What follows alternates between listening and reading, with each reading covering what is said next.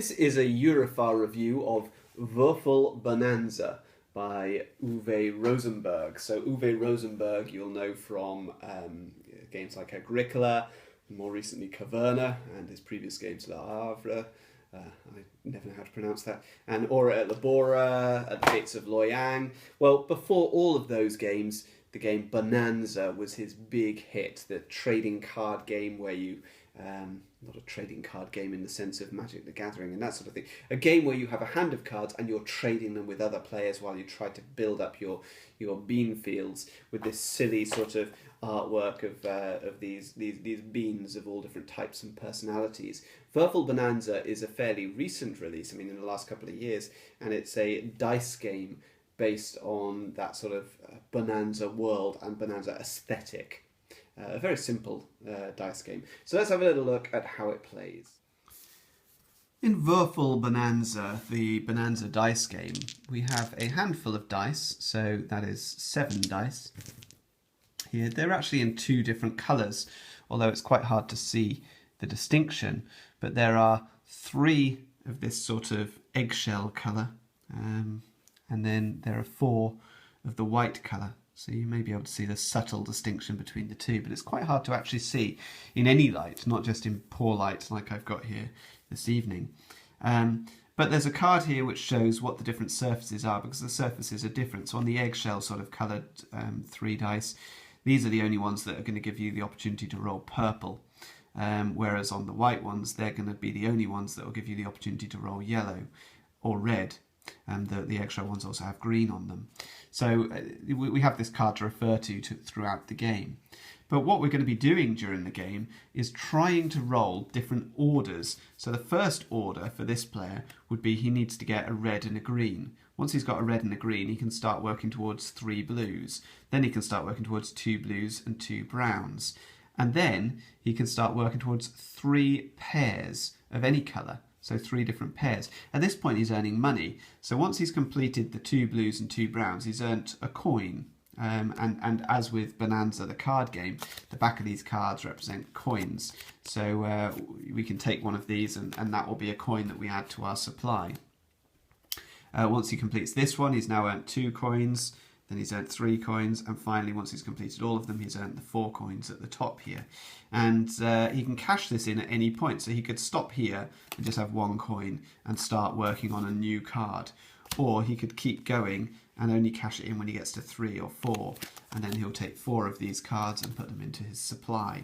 And we're working towards a set total. I think the rules say that depending on the different player count, you'll be looking for different totals, but essentially you can make up the total yourself depending on the length of the game. So it's quite a, playing to 12 or 13 coins, something like that, makes for a decent length game.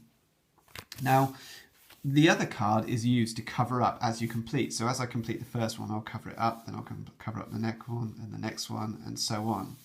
But what's quite interesting about this game is that the other player can also complete their orders based on my roll.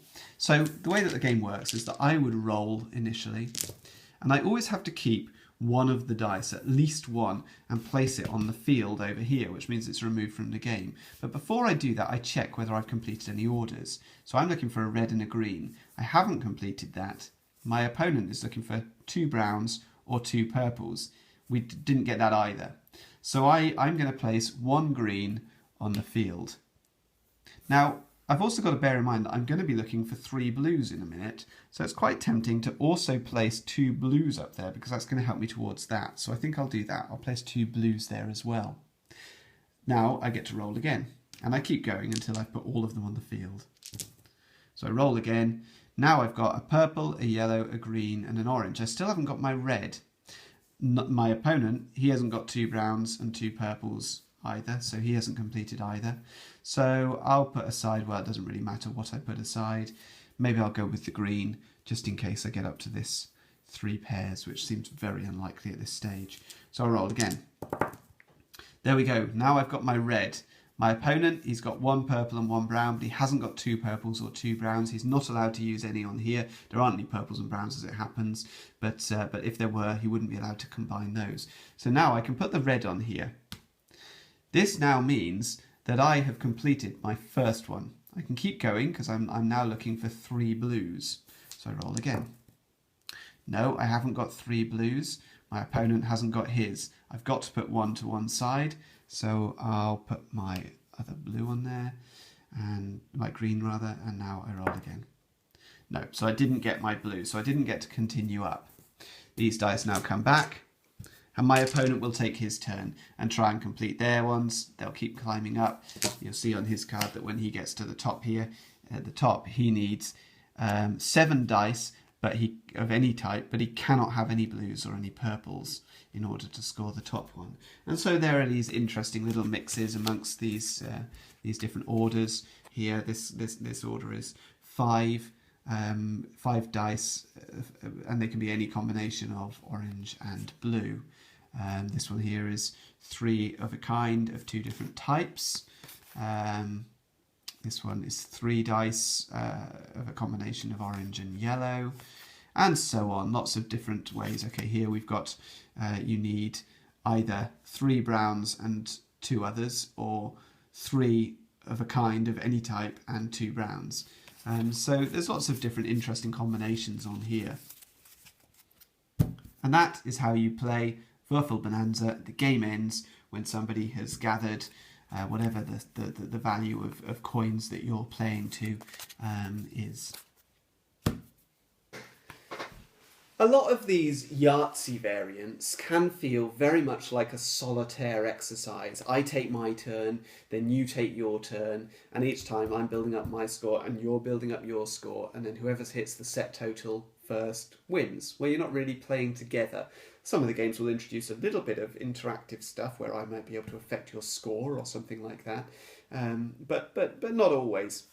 What's quite nice about the Bonanza dice game is that there is interaction there all the time, much like in the card game. You know, if I'm rolling and I'm gaining beans, all the time my opponent's going, have you got any greens? Have you got any purples? Have you got any blues? Because I need blues and purples. And okay, there's not the trading element that you get in the card game, but there is still that constant conversation, and you're playing together. It's almost cooperative in that you're, well, no, actually that's probably unfair, but I may inadvertently help out my opponent. It's not cooperative because I'm not going to be happy about it, but I might inadvertently help them out while trying to roll whatever total I'm going for. The game plays with 2 to 5 people, and so it is actually quite lively as it's going on, as everyone's keeping an eye on what you're doing, and it plays in a fairly short time frame.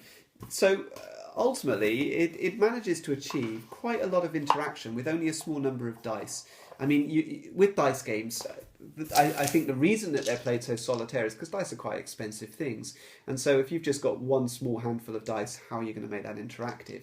I mean, other games like Dice Town, for example, this one here, gives each player a set of dice, so they're all rolling simultaneously, and that's how it keeps things interactive and everybody involved all the time.